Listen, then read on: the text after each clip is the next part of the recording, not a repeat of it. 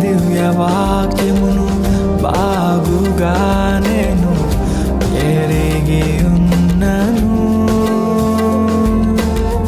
నీ సన్నిధిలో బోధకుడనై నేనున్నను.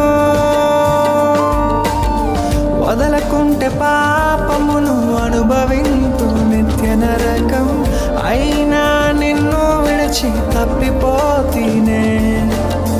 వదలకుంటే పాపమును అనుభవింతు నిత్య నరకం, అయినా నిన్ను విడిచి తప్పిపోతీనే. తిరిగొచ్చిన కుమారుడనైతిని, తిరిగొచ్చిన కుమారుడనైతిని.